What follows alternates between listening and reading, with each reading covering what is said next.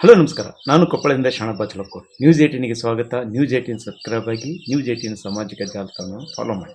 2025 October 7ರಂದು ಗಂಗಾವತಿಯನ್ನೇ ಬೆಚ್ಚಿ ಬೀಳಿಸುವಂಥ ಒಂದು ಕೊಲೆ ಪ್ರಕರಣ ನಡೆಯಿತು.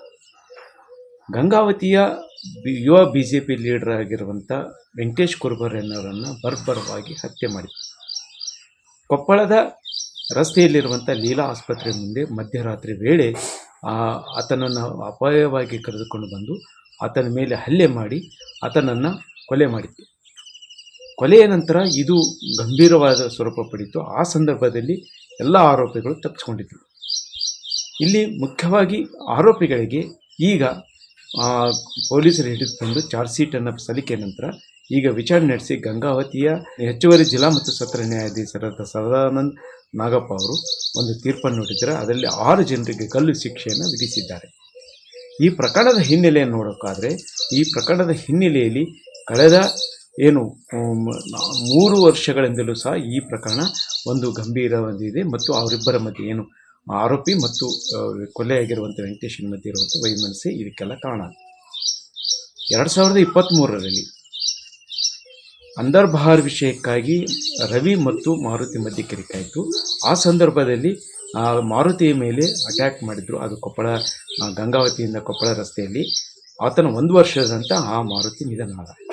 ಆ ಸಂದರ್ಭದಲ್ಲಿ ಮಾರುತಿ ಪರವಾಗಿ ರವಿ ಮತ್ತು ವೆಂಕಟೇಶ ಮೊದಲು ಸ್ನೇಹಿತರಾದರು. ಆದರೂ ಸಹ ಆ ಸಂದರ್ಭದಲ್ಲಿ ಮಾರುತಿ ಪರವಾಗಿ ವೆಂಕಟೇಶ್ ನಿಂತ್ಕೊಂಡಿದ್ದಾನೆ ಅನ್ನುವಂಥ ಕಾರಣಕ್ಕಾಗಿ ಆತನ ಮೇಲೆ ದ್ವೇಷವನ್ನು ಕಾರುತ್ತಾ ಬಂದ ರವಿ. ಆ ರವಿ ಕೊಂದಿರುವಂಥದ್ದು ಕೊನೆಯದಾಗಿ ಈತನನ್ನೇ ಮುಗಿಸಬೇಕು ಅನ್ನುವಂಥ ನಿರ್ಧಾರ ತೆಗೆದುಕೊಂಡು ತಂದು ಗುಂಪನ್ನು ಕಟ್ಟಿಕೊಂಡ. ಆ ಗುಂಪಿನಲ್ಲಿ ಈಗ ಅಕ್ಟೋಬರ್ 7ರಂದು ಒಂದು ಗುಂಪಿನಲ್ಲಿ ಆತನನ್ನು ಬರ್ಬರವಾಗಿ ಹತ್ಯೆ ಮಾಡಿದರು. ಆ ಹತ್ಯೆಯ ನಂತರ ಅವರು ಸರಿಸುಮಾರು 1.5 ತಿಂಗಳ ರವಿ ಅಲ್ಲಿದ್ದ ತಪ್ಪಿಸಿಕೊಂಡು ಹೋಗಿದ್ದ. ಆದರೆ ಬೇರೆ ಬೇರೆ ಸಂದರ್ಭದಲ್ಲಿ ಮತ್ತು ಅವರ ಕುಟುಂಬದಲ್ಲಿ ಮತ್ತು ಆತನ ಫೋನ್ ಟ್ರ್ಯಾಕಿಂಗು ಈ ಎಲ್ಲ ಟೆಕ್ನಿಕಲ್ ಎವಿಡೆನ್ಸ್ಗಳ ಮುಖಾಂತರ ಆತನನ್ನು ಬಂಧಿಸಿದ ನಂತರ ಆತ ಆ ರೀಲ್ಸ್ ಮುಖಾಂತರ ತನ್ನ ದರ್ಪವನ್ನು ಮರೆದಿದ್ದ.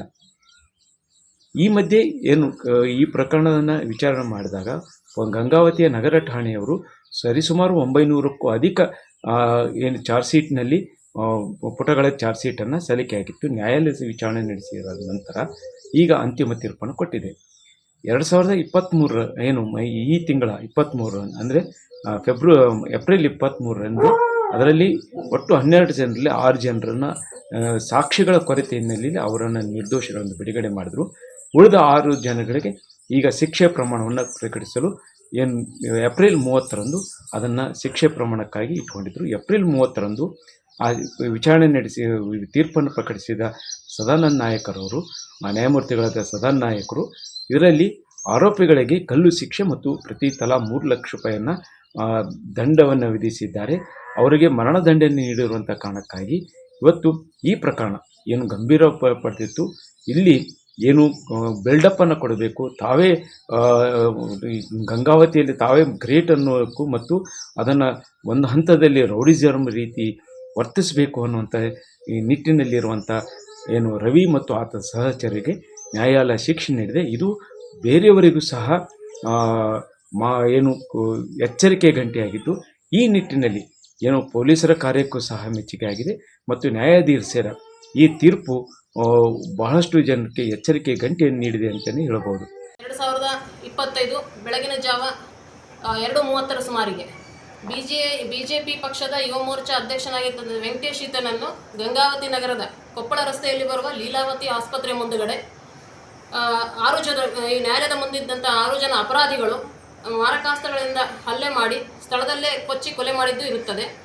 ಅದಕ್ಕೆ ಸಂಬಂಧಿಸಿದಂತೆ ಮಾನ್ಯ ನ್ಯಾಯಾಲಯವು ದಿನಾಂಕ 23/10/2026ರಂದು ಈ 6 ಜನ ಆರೋಪಿತರು ಅಪರಾಧಿಗಳೆಂದು ಘೋಷಿಸಿದ್ದು ಈ ದಿನಕ್ಕೆ ತೀರ್ಪನ್ನು ಕಾಯ್ದಿರಿಸಿದ್ದು ಇರುತ್ತದೆ.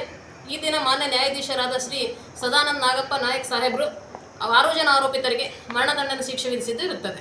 ಆರೋಪಿ ರವಿ ತಂದೆ ಬಸವರಾಜ್, 2ನೇ ಆರೋಪಿ ವಿಜಯ್ ಅಲಿಯಾಸ್ ಮೈಲಾರಿ, 3ನೇ ಆರೋಪಿ ಧನ್ರಾಜ್, 4ನೇ ಆರೋಪಿ ಭರತ್ ಅಲಿಯಾಸ್ ಭೀಮಾ, 5ನೇ ಆರೋಪಿ ಸಲೀಂ, 6ನೇದವನು ಗಂಗಾಧರ್. ಮೃತನಾಗಿರ್ತಕ್ಕಂಥ ವೆಂಕಟೇಶ್ ಮತ್ತು ರವಿಯ ಮಧ್ಯೆ ಹಳೆ ವೈಷಮ್ಯ ಇತ್ತು. ಅವರಿವ್ರ ಮಧ್ಯದಲ್ಲಿ ಗಲಾಟೆಗಳಾಗಿದ್ದು ಮುಂಚೆಯಿಂದ. ಅದೇ ಕಾರಣದಿಂದ 2023ರಲ್ಲಿ ಈ ಮಾರುತಿ ಅನ್ನೋ ಒಂದು ಹುಡುಗಂದು ಇಲ್ಲಿ ರೈಲ್ವೆ ಗಂಗಾವತಿ ನಗರದಲ್ಲಿ ರೈಲ್ವೆ ಬ್ರಿಡ್ಜ್ ಕೆಳಗಡೆ ಕಲ್ಲು ಎತ್ತಿ ಹಾಕಿ ತಲೆ ಮೇಲೆ ಕಲ್ಲು ಎತ್ತಿ ಹಾಕಿ ಕೊಲೆ ಮಾಡಿದ್ದು ಇರುತ್ತದೆ. ಅದನ್ನು ಈ ವೆಂಕಟೇಶನೇ ಮುಂದ್ಗಡೆ ನಿಂತ್ಕೊಂಡು ಅವರಿಗೆ ಸಹಾಯ ಮಾಡಿದ್ದ. ಅವನೇನು ಇಂಜೂರ್ಡ್ ಇದ್ದ ಮಾರುತಿಯನ್ನು ನನಗೆ ಸಾಯೋವರೆಗೂ ಆತನ ಮೆಡಿಕಲ್ ಟ್ರೀಟ್ಮೆಂಟ್ಗೆ ಎಲ್ಲದಕ್ಕೂ ಅನುಕೂಲ ಮಾಡಿಕೊಟ್ಟಿದ್ದ ಇದೇ ವ್ಯಕ್ತಿನೇ. ಹೀಗಾಗಿ ಅಲ್ಲಿಂದ ಅವರಿಗೆ ಹೆಚ್ಚಾಯ್ತಾ ಹೋಯ್ತು ವೈಷಮ್ಯ ಯಾವಾಗಿಂದ, ಅದು ಈ ಕೊಲೆಯಲ್ಲಿ ಮುಕ್ತಾಯಗೊಂಡಿದ್ದು ಇರ್ತದೆ. ಶಿಕ್ಷೆ ಪ್ರಮಾಣ ಇವತ್ತು ಅನೌನ್ಸ್ ಮಾಡಿದ್ದಾರೆ. ನಾವು ಕೂಡ ಕೋರ್ಟಲ್ಲಿ ಪ್ರೆಸೆಂಟ್ ಇದೆ. 6 ಜನಕ್ಕೆ ಡೆತ್ ಪೆನಾಲ್ಟಿ ಕೊಟ್ಟಿದ್ದಾರೆ. ಸೊ ಹಾಗಾಗಿ ಎಂಟೈರ್ ಇದರಲ್ಲಿ ಎಫರ್ಟ್ಸ್ ಹಾಕಿರೋದು ಅವ್ರಿಗೆ ಅರೆಸ್ಟ್ ಮಾಡಿದ್ರು ಕೂಡ ತುಂಬ ಚಾಲೆಂಜಿಂಗ್ ಆಗಿತ್ತು. ಇದರಲ್ಲಿ ನಮ್ಮ ಇನ್ಸ್ಪೆಕ್ಟರ್ ಅವರು ಸುಮಾರು 15 ದಿನ ಹೆಡ್ ಕ್ವಾರ್ಟ್ರಲ್ಲಿ ಇರಲಿಲ್ಲ.